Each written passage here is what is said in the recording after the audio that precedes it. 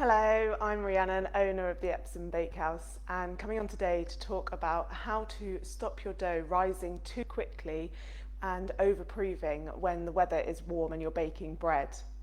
And if you'd like more bread making tips, plus recipes and information about my live online classes where you can bake along with me step by step and create some delicious bread at home, then do sign up to my regular newsletter, and the link is in the comments below this video.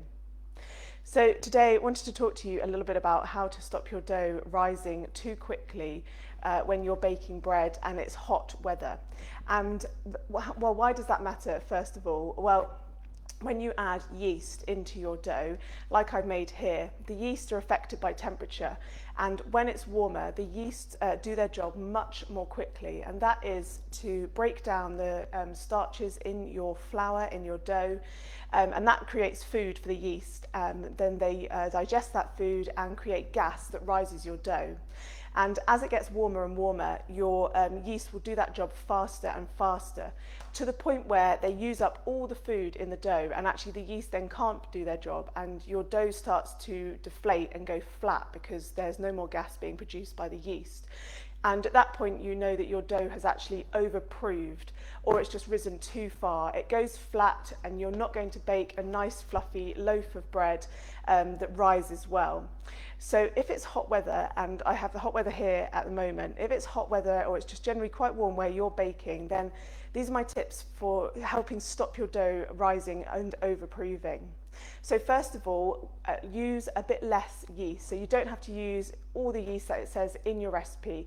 If you use less yeast, then there'll be less of them to do this job. It will work more slowly. Your bread will rise more, your dough will rise more slowly, and with less yeast, that will extend the time, even though it's the same temperature. So you can reduce the yeast, maybe by a third at first. So for example, in this dough, I've put about 5 grams of yeast in. Maybe we could reduce it to 3.5 grams of yeast, and the dough hopefully will rise a bit slower. Secondly, you can control temperature through the water that you put in, and in hot weather you could even add some ice cubes. I've got some ice cubes in my water here. You could even add some ice cubes, and again, lowering the temperature of your dough will also help slow down the yeast activity and help stop your dough rising and over-rising and over-proving in that hot weather. So reduce the yeast, reduce the temperature of your water. And then thirdly, you can reduce the time that it takes for your dough to rise. So perhaps if the recipe says leave your dough for an hour and a half, 2 hours, make sure you go and check on it say after about half an hour, 45 minutes.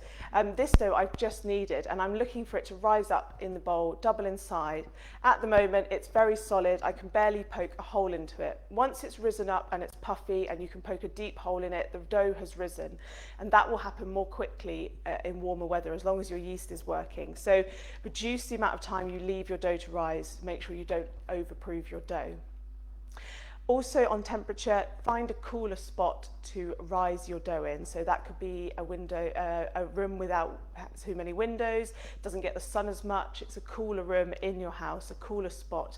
Again, just reducing the temperature, making sure your dough is covered over always when you're rising it, in a cooler spot so that the yeast can work at a better rate. They're not working so quickly that the dough over rises and it goes flat. And then lastly, you might want to use a recipe that actually involves a slower rising, so using a lot less yeast, like in sourdough, or in a rise where the dough rises overnight, so for example in a no-knead bread. So choose that timing, and also you're doing the rising at night when it hopefully is a little bit cooler. And you could of course shift your bread making to the beginning and end of the day when it's cooler as well, which will also help. So those were some top tips for making sure your dough doesn't overprove and rise too much and go flat, and your bread ends up flat when it is hot weather and your yeast might be working more quickly. So if that is helpful, then do let me know, and let me know if there's any other bread making questions that you would like answered in the questions below this video. And as before, if you would like any more bread making tips, recipes, and also information about my live online classes, where of course you can ask questions about adapting the recipes that we bake to suit around your life, so that might include these tips for baking when it is hotter and things like that. So you can come along to a live class and learn step by step with me to bake everything everything from baguettes to cinnamon buns, sourdough breads, ciabatta and much more. So do sign up if you want to hear more about that and get more bread making tips and recipes. Other than that, I always say have a lovely rest of your day, and I'll be back soon with another live bread making tips video, and I hope to speak again soon then.